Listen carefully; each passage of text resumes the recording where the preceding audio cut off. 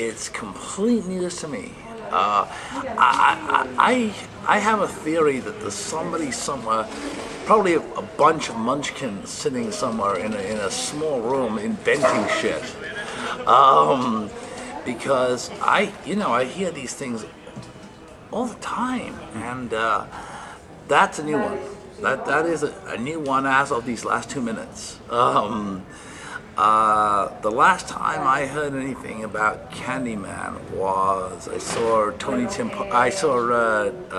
Todd in Toronto about a year ago, and he said, we got to do some more Candyman stuff.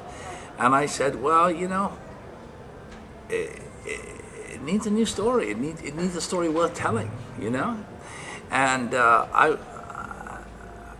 I think just saying, oh well, this character is popular, let's do it again, is just not sufficient reason to make another movie. You have to have a reason to. You have to have a reason to tell the story.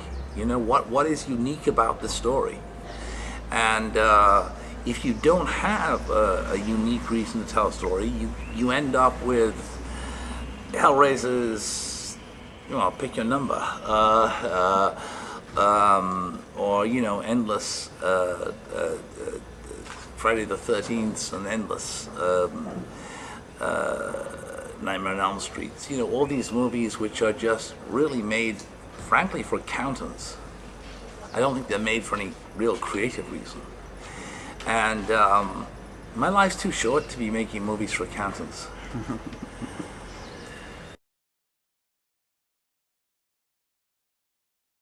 Firstly, I think Dread is. I think DiBlasi did a superb job with Dread. I mean,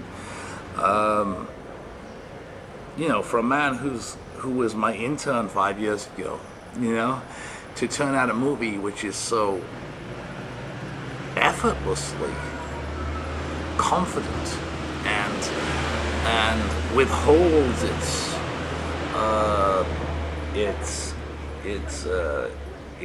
punches until just when it wants to do it. It's not. It doesn't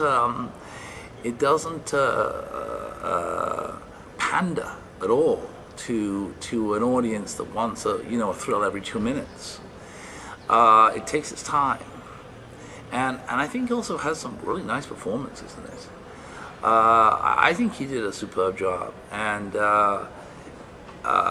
it's the only one of my stories which contains no supernatural element, and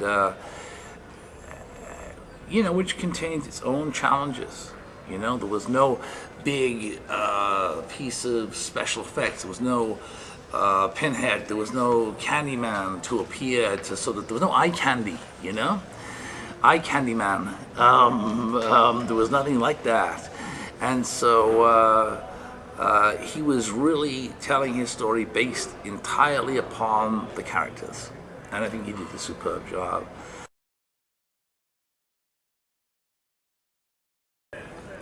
Book of Blood is a different kind of challenge because it was two stories. It's the sort of wraparound stories for the 6 books of blood. And so what John was obliged to do was put together the beginning story and the end story and make them into a single narrative, which I think he did very well.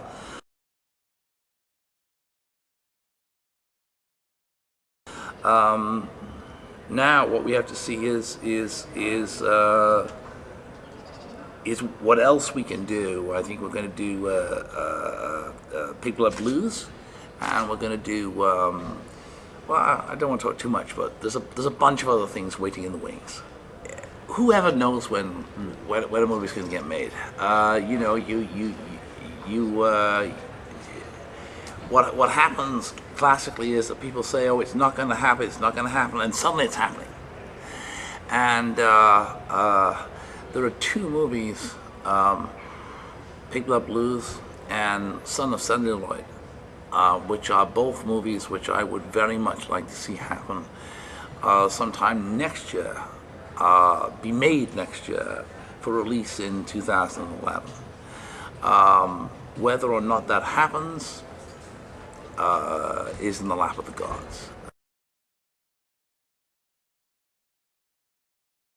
We also have Mr. Kitamura, who made Midnight Meat Train, a number of anime projects, one of which will be, hopefully, In the Hills of Cities, which was one of the stories from the Books of Blood, which could not conceivably be made as a live-action movie.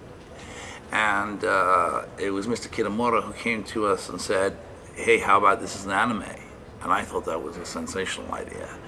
So I think that anime, certainly as far as the West is concerned, anime has not been even remotely used, exploited as a genuine source of horror filmmaking. Obviously in Japan it has been, though the tongue has often been close to the cheek, I think, in Japanese anime.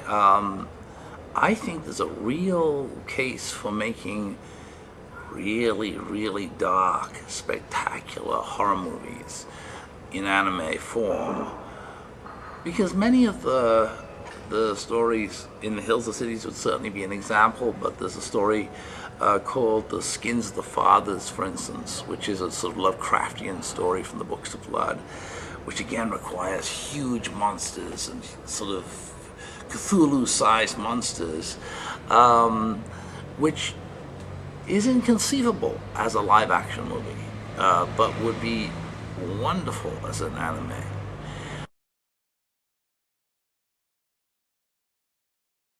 I've just finished with my colleague Rob Humphreys, who's my partner in Seraphim, a 3D comic for IDW called SEDUTH.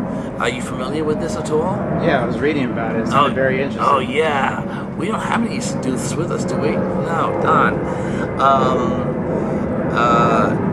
It is spectacular. It is the best. It's the best 3D anybody I think has ever seen in comic book form. And it is. It's something that I would like to see again done as perhaps as anime. Just again because the sheer spectacle of the material doesn't really make it plausible to do it as live action.